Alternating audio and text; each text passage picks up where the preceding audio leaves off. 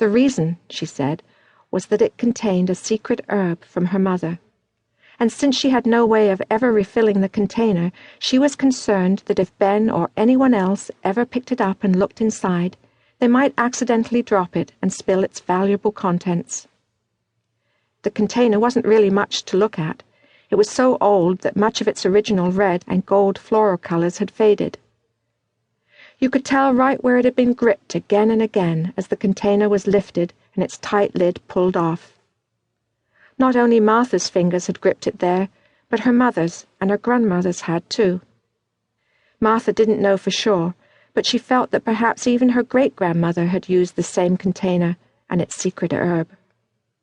All Ben knew for sure was that shortly after he had married Martha, her mother had brought the container to Martha and told her to make the same loving use of its contents as she had. And she did, faithfully. Ben never saw Martha cook a dish without taking the container off the shelf and sprinkling just a little of the secret herb over the ingredients.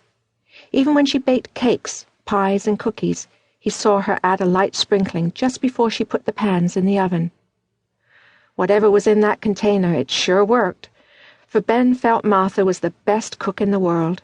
He wasn't alone in that opinion. Anyone who ever ate at their house grandly praised Martha's cooking. But why wouldn't she let Ben touch that little container? Was she really afraid he'd spill its contents? And what did that secret herb look like? It was so fine that whenever Martha sprinkled it over the food she was preparing, Ben couldn't quite make out its texture.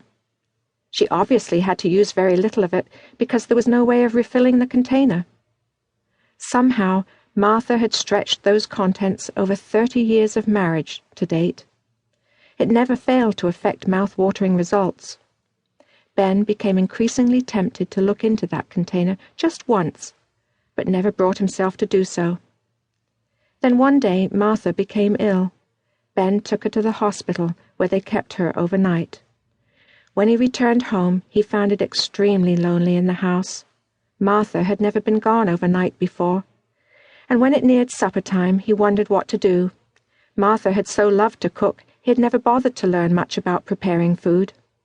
As he wandered into the kitchen to see what might be in the refrigerator, the container on the shelf immediately came into view. His eyes were drawn to it like a magnet.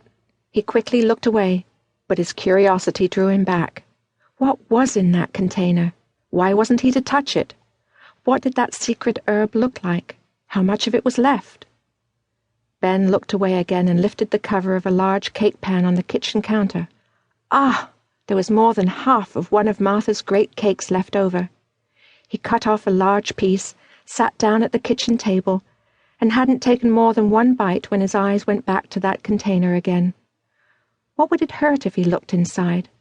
Why was Martha so secretive about the container anyway?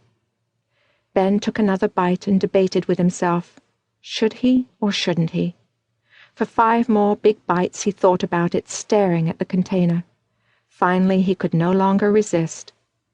He walked slowly across the room and ever so carefully took the container off the shelf, fearing that, horror of horrors, he'd spill the contents while sneaking a peek.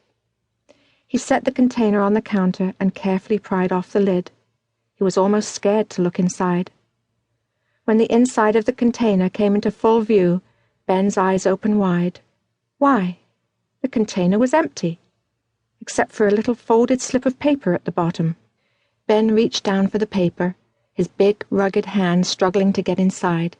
He carefully picked it up by a corner, removed it, and slowly unfolded it under the kitchen light.